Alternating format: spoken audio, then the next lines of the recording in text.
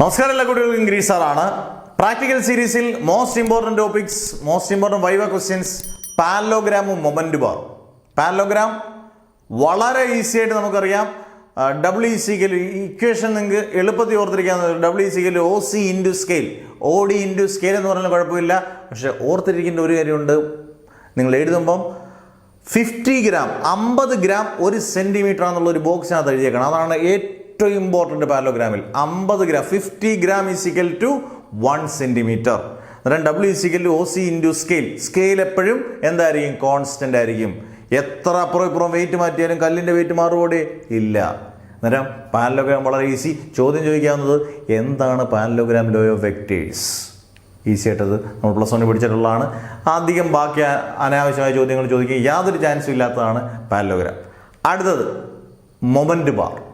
Moment bar എന്ന് പറയുന്നത് ഇതേപോലെ തന്നെ നമ്മൾ സ്കെയിൽ എടുക്കുന്നു, ബാലൻസ് ചെയ്യുന്നു. ഏകദേശം സെൻറ്റർ ഓഫ് ഗ്രാവിറ്റി, അന്നേരം സെൻറ്റർ ഓഫ് ഗ്രാവിറ്റി എന്തോന്ന് ചോദിക്കാം പരീക്ഷയ്ക്ക്, സെൻറ്റർ ഓഫ് മാസ് എന്തോന്ന് ചോദിക്കാം. അന്നേരം കൃത്യമായിട്ട് ബാലൻസ് ചെയ്യുന്നത് 100 സെൻറ്റിമീറ്റർ ആണെങ്കിൽ 50 സെൻറ്റിമീറ്ററിലായിരിക്കും സെൻറ്റർ ഓഫ് ഗ്രാവിറ്റി.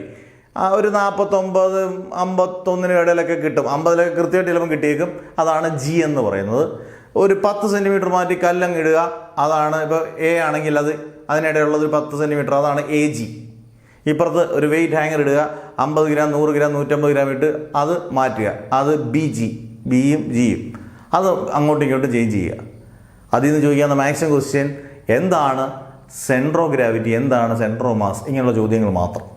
ഇക്വേഷൻ പഠിച്ചുകൊണ്ട് പോവുക. പടം 2ൻ്റെ ഒന്ന് വരച്ചേക്കുന്നത് നന്നായിരിക്കും. നിങ്ങളുടെ ആൻസർ ഷീറ്റിൽ മൊമെന്റ് ബാർ ആണെങ്കിൽ ഉറപ്പായിട്ടും സ്കെയിലും വെയിറ്റ് ഹാങ്ങറും സ്റ്റോണും ഒന്ന് കിട്ടുക, AGയും BGയൊക്കെ ഒന്ന് കാണിച്ചേക്കുന്നത് ഒരു പടമായിട്ട് വരച്ചു കഴിഞ്ഞാൽ കിടുക്കി. പാരലോഗ്രാമും അങ്ങനെ കാണിച്ചു കഴിഞ്ഞാൽ നല്ലത്. ഇത്രയും കാര്യങ്ങളുള്ള മാക്സിമം ചോദിക്കാൻ പറ്റുന്നത്. നിങ്ങളുടെ പ്രാക്ടിക്കലിൽ ഇതുവരെയും കഴിഞ്ഞിട്ടുള്ളവർ നിങ്ങൾ കമൻസ് ഇടുക. എങ്ങനെ ഉണ്ടായിരുന്നു നിങ്ങളുടെ പ്രാക്ടിക്കൽ? അടിച്ച് പൊളിച്ചോ? നന്നായിട്ട് ചെയ്യാൻ പറ്റിയോ? എല്ലാവർക്കും നന്നായിട്ട് ചെയ്യാൻ പറ്റിയെന്ന് വിശ്വസിക്കുന്നു. നമ്മുടെ വീഡിയോസ് എല്ലാം നന്നായിട്ട് ഉപകാരപ്പെട്ടെന്ന് വിശ്വസിക്കുന്നു. ഇനി നല്ല മാർക്ക് കിട്ടട്ടെ എന്ന് പ്രാർത്ഥിക്കുന്നു.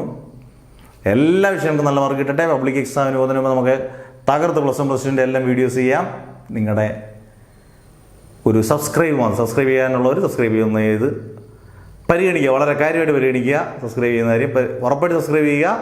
അന്നേരം നല്ല മാർക്ക് കിട്ടട്ടെ എന്ന് പ്രാർത്ഥിച്ചുകൊണ്ട് ഭാഷ നിർത്തുന്നു. Never ever give up.